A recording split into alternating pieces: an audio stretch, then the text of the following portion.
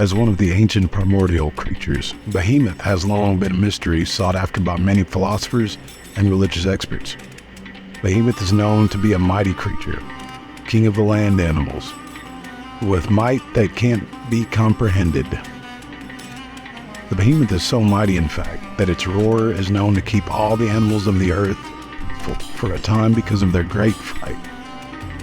What is the behemoth? Despite humanity's unquenchable curiosity surrounding the beast and its triad, little is known about their existence outside the book of Job. There have been speculations about what the behemoth was and where he could have come from. Behemoth is said to be a primal land creature that was created by God when he crafted the world. Behemoth is a powerful land animal that cannot be defeated by anyone but God himself. Similarly, God created Leviathan, ruler of the sea, and Ziz, ruler of the sky. Shortly after Leviathan's creation, however, the creature was corrupted by chaos. Behemoth in the Bible. Most of what is known of the behemoth comes to us from the book of Job, chapter 40. Job 40:16 reads as follows: "Look at Behemoth, which I made along with you, and which feeds on grass like an ox. What strength it has in its loins, what power in the muscles of its belly. Its tail sways like a cedar. The sinews of its thighs are close knit. Its bones are tubes of bronze. Its limbs like rods of iron. It ranks first among the works of God, yet its maker can approach it with his sword. The hills bring it their produce, and all the wild animals play nearby. Under the lotus plants it lies, hidden among the reeds in the marsh. The lotuses conceal it in their shadow. The poplars by the stream surround it. A raging river does not alarm it. It is secure, though the Jordan should surge against its mouth. Can anyone capture it by the eyes, or trap it and pierce its nose?" Behemoth in Jewish literature. Additionally, the Haggadah,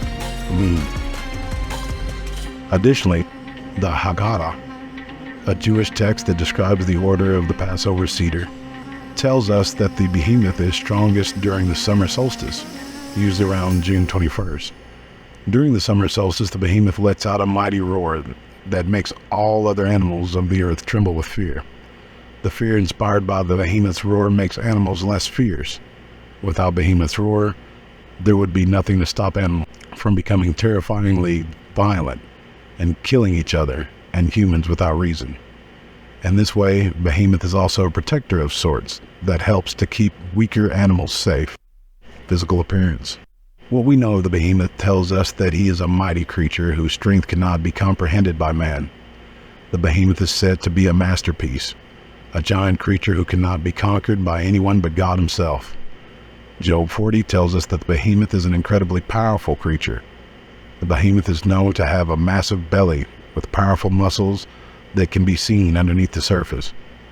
Its bones are said to be dense as bronze and its limbs strong as iron. Additionally, the behemoth is said to be able to drink up a river with ease and is able to stand against the might of the surging Jordan River without fear.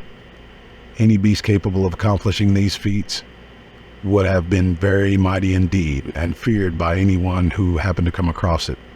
However, despite the behemoth's terrifying appearance, the creature appears to be relatively peaceful. He enjoys laying underneath the shade of the trees and reeds near rivers and is known to be a herbivore. Many of the contextual clues surrounding the behemoth have led scholars to believe that the mighty beast could have possibly been a hippopotamus or other similar creature. However, there are several problems with this theory that have discredited it. One of the most important pieces of information that implies the behemoth is not an animal known to man is Job 40:17. Its tail sways like a cedar, the sinews of its thighs are close-knit. Many take this interpretation literally and suggest that the tail of the beast is either quite long, as cedar trees are known to grow to extreme heights, or bushy with hair similar to that of cedar limbs and leaves. Others, however, argue that a literal interpretation is incorrect. It is well known that the Hebrews were very shy in their descriptions of the reproductive anatomy of both humans and animals. Instead, they used clever euphemisms that allowed them to avoid directly saying words they consider to be inappropriate. Because of this, many believe that the word tail actually refers to the male anatomy of the behemoth.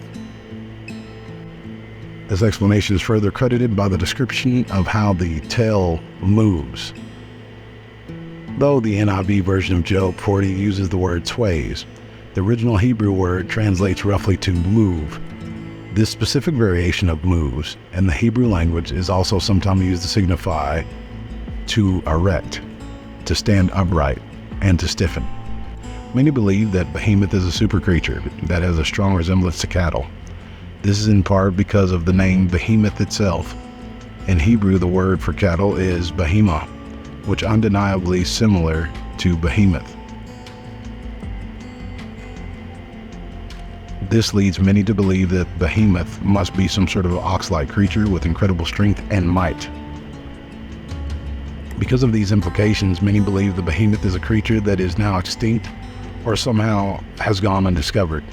Regardless of what the behemoth is, many doubt that it could be a creature that is known to us today. Behemoth's motivation. Despite being incredibly large and incomprehensibly powerful, the behemoth does not seem to be a creature that wishes to wreak havoc on mankind.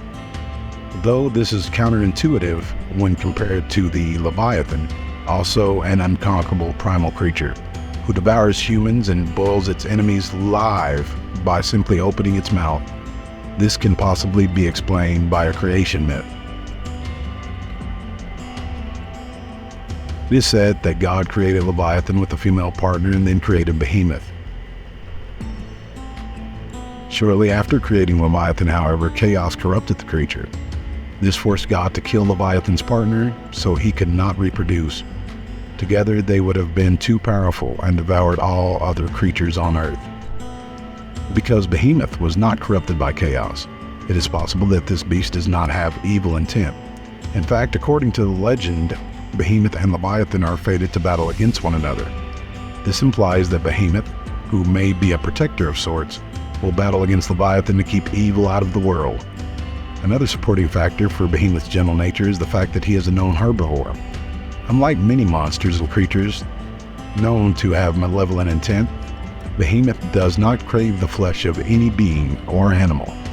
He also does not roam in search of trouble, but instead lays peacefully under the shade of the trees and reeds.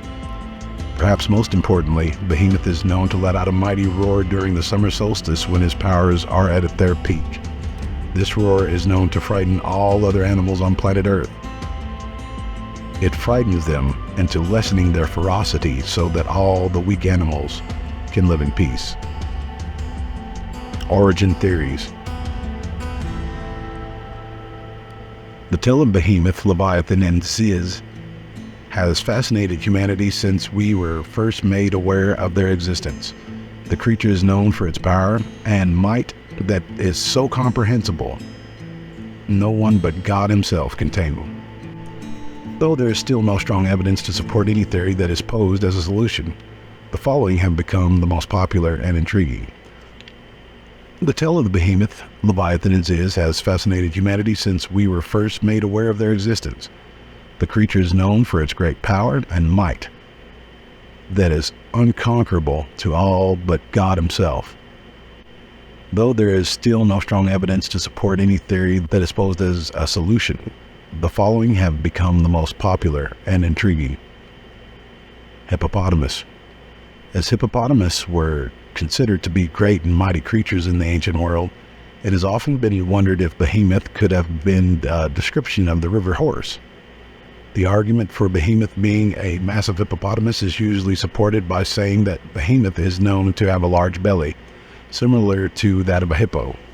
Hippopotamus are also known to enjoy basking in the shade of river plants and being able to withstand strong currents. There are, however, several problems with this theory. The first issue lies in the description of Behemoth's stomach. While certainly large, like that of a hippopotamus, the Behemoth has visible muscles that line its stomach. The hippo's stomach has no visible muscle. Additionally, though hippopotamus are known to be impressive creatures, they were also hunted by man during the time that this passage is thought to have been written. The last lines of the poem contradict any possibility of the hippopotamus being the infamous behemoth. They read as follows: "Can anyone capture it by the eyes, or trap it and pierce its nose?" These were methods used by ancient Egyptians to bring down a hippopotamus. They would often aim to blind the hippo by aiming for its eye, or stab it in the nose to force the creature to breathe through its mouth. When this was accomplished, they could then use a spear to deliver a fatal blow to the more vulnerable insides of the creature. Hippos were also commonly sacrificed and eaten during festivals in ancient Egypt. Behemoth is an unconquerable creature and is not able to be preyed upon by any creature on earth. It is, however, thought that the first notions that Behemoth could be a hippopotamus are linked to the pharaoh's pride in being able to kill one of the mighty creatures. In ancient Egypt, this was thought to further evidence their status as an incarnate. It is, however, thought that the first notions of the behemoth could be a hippopotamus are linked to the pharaoh's pride in being able to kill one of the mighty beasts. In ancient Egypt, this was thought to further evidence their status as an incarnated god. A dinosaur. If behemoth is not a hippopotamus, then what could it be? Many frustrated scholars turn back to the dawn of the dinosaurs to answer this question. There are several different species of dinosaurs that are brought into consideration. It is argued that since we do not know the date that dinosaurs went extinct, there could have been a few existing species during Job's time. Apatosaurus is often one of the candidates for a possible behemoth that is thrown into the ring. The creature's teeth are consistent with that of a herbivore, which helps to align the creature with behemoth. The Apatosaurus is thought to have grown to lengths up to 75 feet and could have weighed as much as 22 long tons. However, it is believed that several Apatosaurus could have grown even larger than this. Other types of sauropods were also mentioned for their large size and herbivore diet. Because of their bone structure, it is also thought that rigid muscles would have been visible on the stomachs of these creatures. Admittedly, the creatures would have inspired fear and awe into anyone who happened to look upon them. The major flaw with this theory, however, is found in the otherwise very detailed descriptions of Job 40. The animal is described with incredible detail, but there is no mention of the enormous neck that is characteristic of sauropods.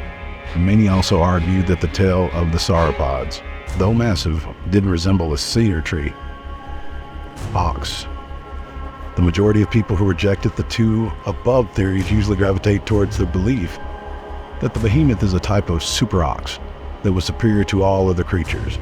This is largely due to the word behemoth itself. The word behemoth is thought to be a derivative of behemah, which is a Hebrew word for cattle. This close association would lead the majority of believers to think that behemoth is a large variation of mammal that is somehow related to the cattle family. This belief is also more commonly accepted because of the many extinct species that are still being discovered today. It is often claimed that this is why we have yet to discover behemoth. It became extinct long ago and is yet to be discovered by modern man. Mud fossil. Study of mud fossils are usually limited to trying to understand the history of the earth by examining rocks and soil. It is quite common for scientists to find fossils of fish and other creatures buried in rock and mud. There are those, however, who believe mud fossils have the potential to tell a much greater story. In fact, some would claim that the majority of land masses on Earth are actually made from the decaying remains of giants. Though this theory is often dismissed, its premise does coincide with the creation story passed down from the Norse, in which Odin, Vili, and Ve create the earth from the body of the giant Ymir. Adula. One possible relation is Adula, who comes to us from Norse mythology. Adula is a giant cow who provided sustenance for the first of the frost giants and created the first gods, Buri and Besla. The story of Behemoth tells us that the creature is known for the power in its loins.